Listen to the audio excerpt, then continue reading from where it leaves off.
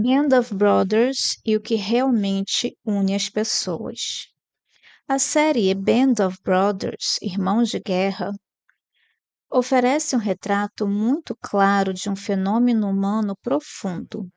O que realmente une as pessoas não é o fato de que estão juntas, mas o fato de que estão orientadas para algo em comum. Os soldados da Easy Company não eram irmãos de sangue. Vieram de lugares diferentes, com histórias, crenças e temperamentos distintos. Em condições normais, talvez nunca se tornassem amigos. No entanto, ao longo da guerra, criam laços extremamente fortes, muitas vezes mais profundos do que aqueles encontrados dentro da própria família. Por quê? Porque compartilhavam algo mais decisivo do que o espaço. Compartilhavam um propósito. Eles estavam unidos por objetivos claros: sobreviver, proteger o companheiro ao lado, cumprir a missão e, mais importante ainda, por valores vividos na prática: lealdade, coragem, responsabilidade e sacrifício. Esses valores não eram ideias abstratas, eram exigências concretas da realidade. Cada decisão podia significar a vida ou a morte de alguém do grupo. Isso criava um tipo de vínculo que o simples convívio jamais conseguiria produzir. Dividir o mesmo espaço por si só é uma condição fraca de união. Pessoas podem morar na mesma casa, trabalhar no mesmo lugar ou até compartilhar laços de sangue e ainda assim viver como estranhas. Isso acontece porque a proximidade física não exige compromisso nem transformação pessoal. Ela apenas coloca as pessoas lado a lado. Já os valores e os objetivos comuns fazem o oposto. Eles exigem alinhamento interior. Para permanecer naquele grupo, o indivíduo precisa de alguma forma ajustar suas atitudes, assumir responsabilidades e agir em função de algo maior do que si mesmo. É isso o que cria coesão. Em Band of Brothers, vemos repetidamente que o vínculo entre os soldados não nasce do tempo que passam juntos, mas das experiências que enfrentam juntos com o mesmo espírito. O frio, o medo, o cansaço e o risco constante funcionam como um filtro. Apenas aqueles que permanecem fiéis aos mesmos valores continuam pertencendo de fato ao grupo. Esse princípio estende-se para além da guerra. Famílias, amizades e até comunidades inteiras só se sustentam quando há algo que as organiza internamente. Um conjunto de valores e uma direção compartilhada. Sem isso, restam apenas pessoas dividindo espaço, mas não vida. Aqui vão alguns exemplos concretos que deixam essa ideia ainda mais clara. O vizinho que mora ao lado há anos. Vocês se veem com frequência, talvez troquem cumprimentos, pequenos favores e até conversas ocasionais. Mas, se não há valores ou interesses realmente compartilhados, essa relação dificilmente passa da superfície.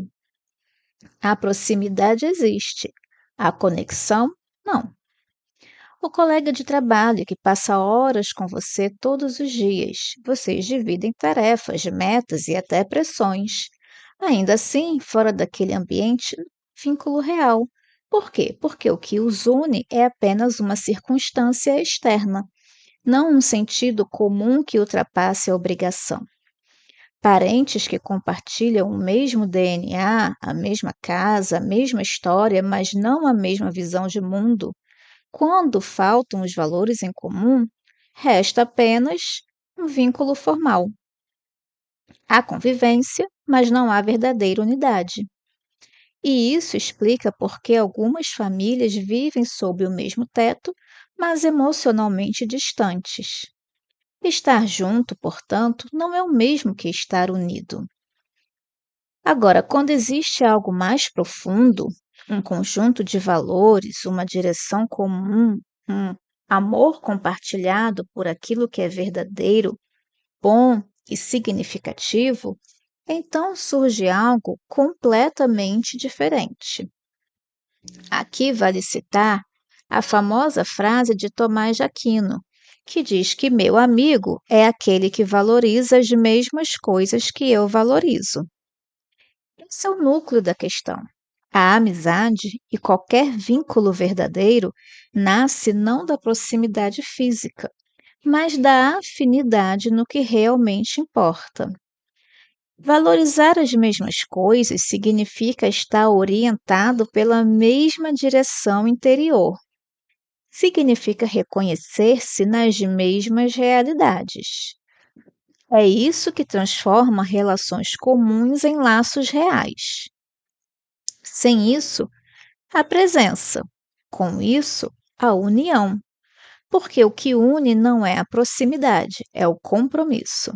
Não é a genética, é o sentido compartilhado. Onde há valores vividos em comum e objetivos que exigem esforço conjunto, nasce um vínculo real. Onde isso falta, a convivência pode até existir, mas a união não. Esse princípio aparece com força no episódio em que dizem a Jesus Cristo que sua mãe e seus irmãos o procuravam e dá uma resposta rompendo com a lógica puramente biológica. Quem é minha mãe?